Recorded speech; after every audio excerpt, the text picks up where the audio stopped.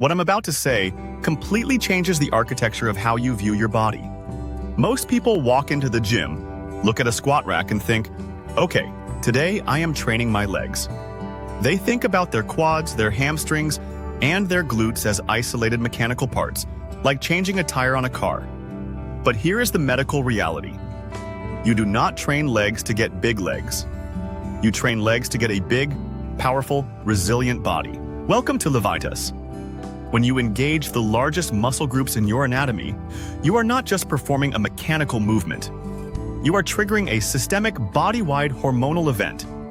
You are flipping a chemical switch that tells every single cell in your body, including your biceps, your chest, and your brain, to grow, repair, and thrive. Today, we are diving deep into the endocrinology of the squat, the neurology of the deadlift, and why leg day is actually the most important day for your heart and your brain. While we go at it, please hit that like button and leave a comment. Your support really helps the channel with the algorithm. Let's start with something that usually shocks my patients.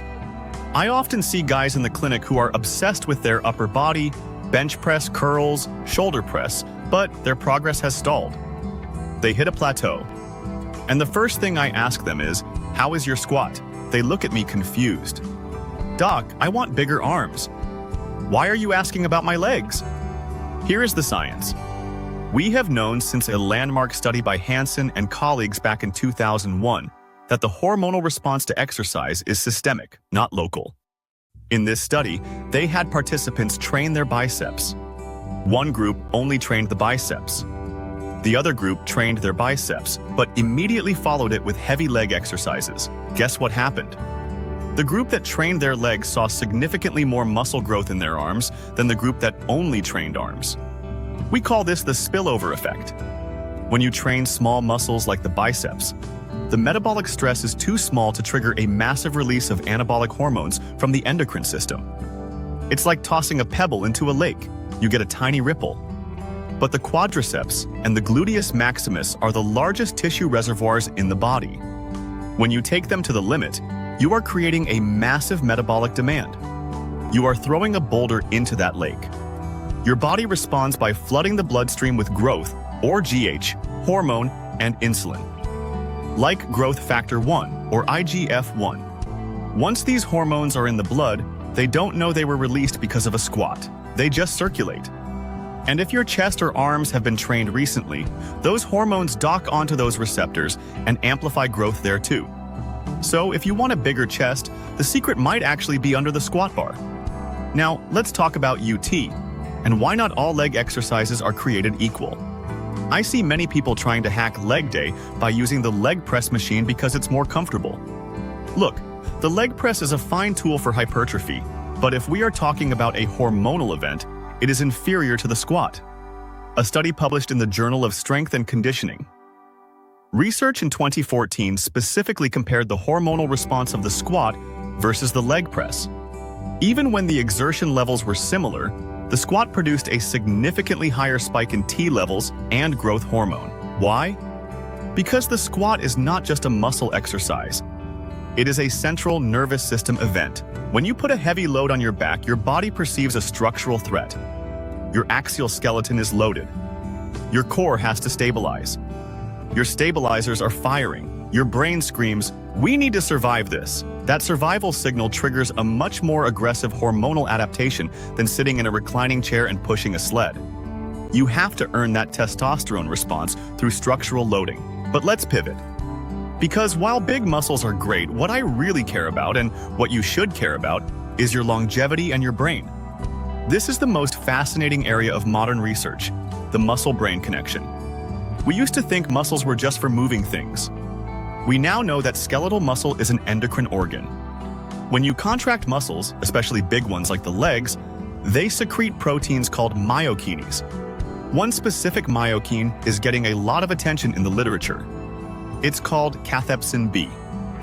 Research published in Cell Metabolism and Nature Medicine around 2016 showed a direct link between muscle usage and the production of these proteins, which cross the blood-brain barrier. Think of myokines as a cleaning crew. When they reach the brain, they trigger the production of BDNF, or brain-derived neurotrophic factor. I've called BDNF Miracle Grow for the brain in previous videos. BDNF helps generate new neurons in the hippocampus, the area responsible for memory. But more importantly, these myokines help scrub away amyloid plaques, the gunk associated with Alzheimer's and cognitive decline. So, when you are pushing through those last painful reps on a lunge or a deadlift, I want you to visualize that you are literally scrubbing your brain clean. You are investing in your mental clarity for the next 20 years. This is why we see a strong correlation between leg strength and resistance to dementia. Weak legs often signal a fragile brain. Strong legs signal a resilient brain. Now, let's talk about the immediate 48-hour benefit of a heavy leg session. This is for everyone who loves to eat. We need to talk about insulin sensitivity and the concept of a glucose sink. In our modern world, we are constantly bombarded with carbohydrates and sugars. When you eat carbs, your blood sugar rises. Your pancreas releases insulin to shuttle that sugar out of the blood. If you are sedentary, your cells are full. They don't want that sugar. The insulin knocks on the door and the cell says, "Go away." That is insulin resistance. That is the path to type 2 diabetes and visceral fat storage. However, leg day changes the physics of your body for up to 48 hours. When you deplete the stored sugar in the massive muscles of your legs, you create a vacuum. You turn your lower body into a massive sponge. Physiologically, heavy contractions trigger the translocation of GLUT4 transporters to the surface of the muscle cells. These are like little gateways that suck glucose out of the blood, and they do this independent of insulin in some cases.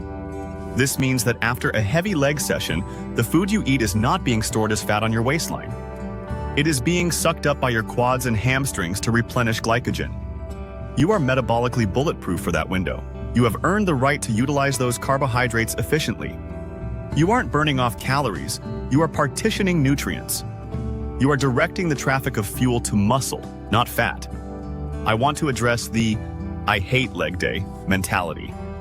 We see memes about it. We joke about the waddle afterwards. But this mindset is problematic because it frames leg training as a punishment. If you view it as punishment, you will do the bare minimum. You will skip it when you're tired. I want you to reframe it. Leg day is the foundation of your existence. It is the primary signal you send to the universe that you are alive, capable, and dangerous in the best possible way. When we talk about non-stigmatizing health, we stop obsessing over being shredded and start obsessing over being capable. Can you get up off the floor without using your hands? Can you carry your groceries? Can you play with your kids or grandkids without getting winded or hurting your back? Almost all functional movement originates from the ground up. If your base is weak, your structure is weak. When you do a deadlift, you aren't just building a hamstring. You are teaching your body how to brace, how to hinge, and how to protect your spine. You are building a suit of armor around your skeleton that will protect you from falls and fractures as you age. We know that hip fractures in the elderly are a catastrophic event, often leading to a significant decline in life expectancy. The prevention for a hip fracture at 80 starts with a squat rack at 30, 40, or 50. Bone density is determined by the load you place on it. Wolff's Law states that bone grows in response to the forces placed upon it. The compressive load of a squat tells your femur and your spine, "Get denser." We have heavy things to carry, so how do we structure this? I'm not asking you to become a powerlifter tomorrow. If you are new to this, it starts with bodyweight squats, lunges, and step-ups. Master the movement pattern. If you are experienced, I want you to stop treating leg day as an afterthought. Prioritize the compound movements, the squat, the deadlift, the lunge, the Bulgarian split squat, and remember the intensity. To get that hormonal spike, that event we talked about, you need intensity. You need to be close to failure. You need to give your body a reason to adapt. So here is the doctor's verdict.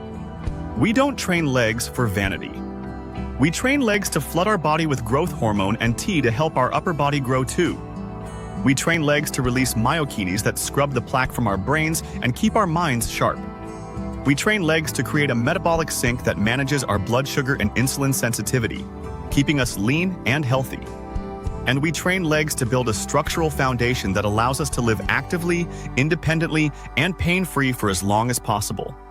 Your legs are the wheels that carry you through life. Don't let them go flat. Watch this video suggestion. It was especially picked for you. Also share, comment, give it a thumbs up, subscribe, and hit the bell icon. It helps a ton with the algorithm. Remain tuned for future videos to empower your health and fitness journey. So, stay healthy, stay happy, and keep going.